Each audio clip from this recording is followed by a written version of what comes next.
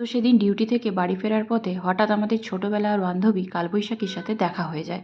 তো এতগুলো বছর আমাদের সাথে কোনো ওর যোগাযোগ ছিল না, তাই আমাদের উপর সে প্রচণ্ড ক্ষেপেছিল। তাই আবারও হঠাৎ দেখা হতে সে তার রাগ আর সামলাতে পারেনি বেশিক্ষণ ধরে। তাই শুধু আমাদের ওপর একটু ঝড়ই তার প্রভাব ফেলেছিল, তাই ছাতাটা উড়িয়ে দিয়েছিল। আমাদের খুব ভাগ্য ভালো যে আমাদের উড়িয়ে দেয়নি। যতই হোক, বন্ধুত্ব কি কখনো ভোলা যায়? তাই প্রথমবার দেখা হতে সে শুধু বৃষ্টিটাই আপাতত বর্ষণ করেছিল আমাদের উপর। তো রাস্তার পাশে গোরবাড়িকে দেখে খুব আনন্দও লাগছিল, আবার খুব কষ্টও লাগছিল।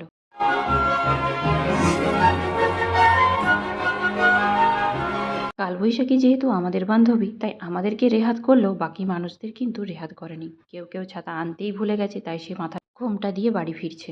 যাই হোক, কালবৈশাখী আমাদের উপর একটু মায়া করেছিল, তাই অল্প অল্প বর্ষণ তার প্রভাব ফেলেছিল আমাদের উপর। এবার রাস্তা দিয়ে হাঁটতে হাঁটতে আমিও ভাবছি এবার বিরিয়ানি নিয়ে চলে যায়, কারণ গোলবাড়িটাকে দেখে আমার খুব লোভ লাগছিল বিরিয়ানি খাওয়ার জন্য। তো বিরিয়ানি কিনতে গিয়ে আমি তো অবাক হয়ে যাই, কারণ বিরিয়ানির দাম নাকি বাড়িয়ে দিয়েছে। শুনে আমি খুবই অবাক হয়েছি, কারণ গ্যাস এখন পাওয়া যাচ্ছে না বলে বিরিয়ানির দাম বাড়িয়ে দিয়েছে।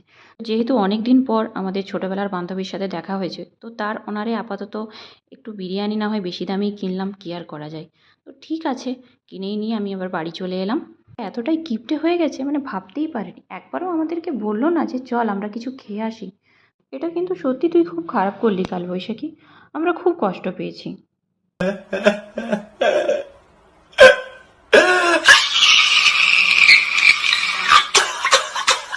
যাই হোক, এবার ফ্রেশ ট্রেশ হয়ে আমি খাওয়া দাওয়া করি।